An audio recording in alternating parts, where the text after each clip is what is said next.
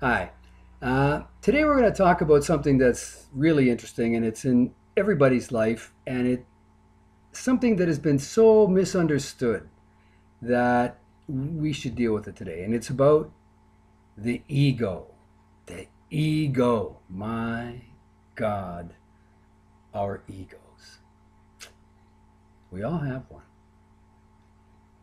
And the ego is such a part of us, and it's sometimes we believe it's so destructive.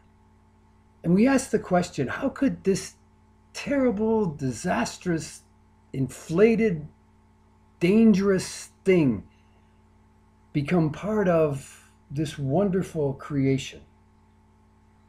If we truly were made in some great image, then we should be regal beings with no consequence of problems and danger because God is perfect. And if we're in his likeness, we should be too. But all that is mostly in songs and things. Because you see, life is a journey and it is designed with contrast.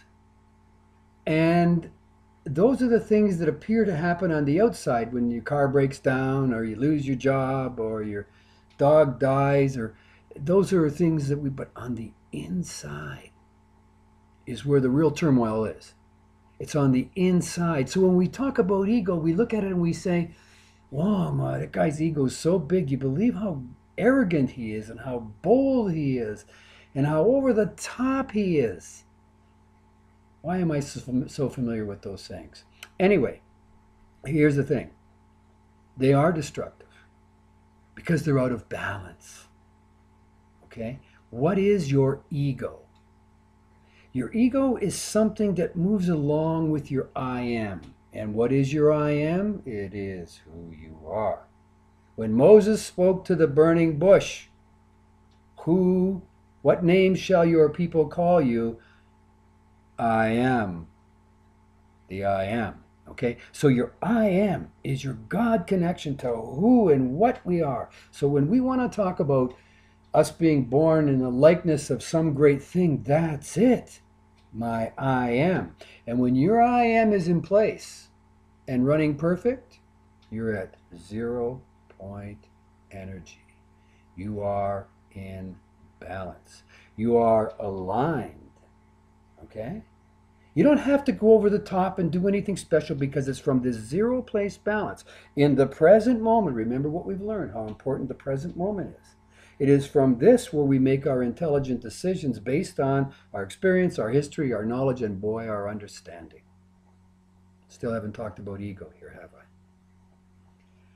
From your I am in balance up to the level of arrogance to insanity is your ego.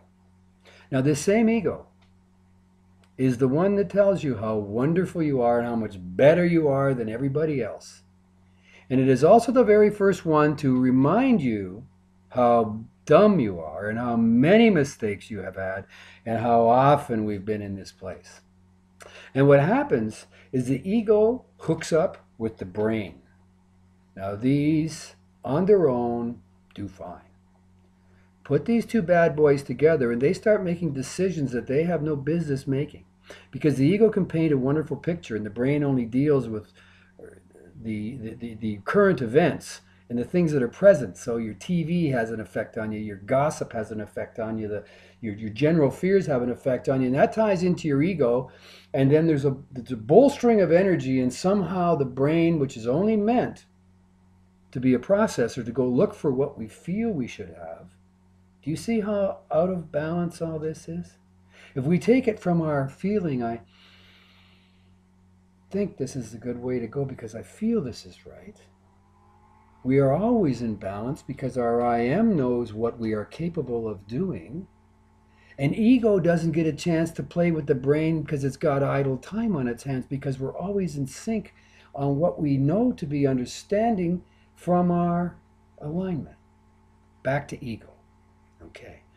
Ego now has the ability to move you in and out and control it because it and the brain are hooked up. So what we have to do is recognize that awareness, rise up to observation in a 5D place, look down at this, and see the folly. Now, here's something that might surprise you, and it's a very good thing at the end. Your ego, the ego that you think you hate, the ego that has every possibility and actual direction to overinflate and screw everything up, is there as the other side of life. The good and the bad, the dark and the light, the yin and the yang, is there to prop up things that we have to work on, and why we're here on this journey in this sovereign effort to fix and to change and to learn what we didn't at another time. This is a moment and it's part of a process. And your ego is there to let you know that there are limits to where you can go and be safe, because we're all here. We all have a choice on what side of the line we want to create, self-destruct or self-help. It's all about self. Your ego, when you have come to a place of true understanding and maybe even a little bit of respect and appreciation for your ego and its power and its ability to overdo it, when you can rein that back to your I am zero-based balance, you will see that the oneness incorporated in your life with the value and the added lessons that the ego has brought that cannot be overcome, because you can't fight this. It's too big. It's too cunning. And as you ascend, even in your understanding, teachers, listen to me, you do not escape this cunning, wily thing that will continue to take you back into things that you thought you'd gotten rid of and gotten over a long time ago. So when it comes calling in that vein, you don't answer.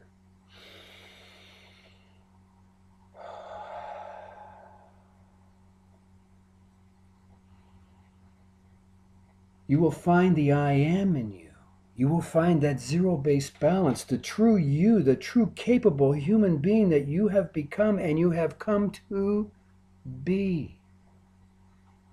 Ego is always there. But like a runaway brain, it's very controllable as long as we stay in how we feel.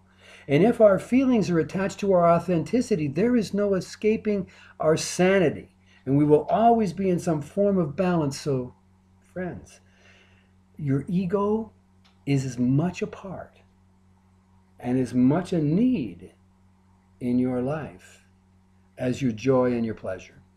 Because one points to the other. Do you see? Your ego is part of your growth. It wants to be wild and out of control, but it comes under the auspices of you in your aligned life. You have dominion over all things. Man, know thyself.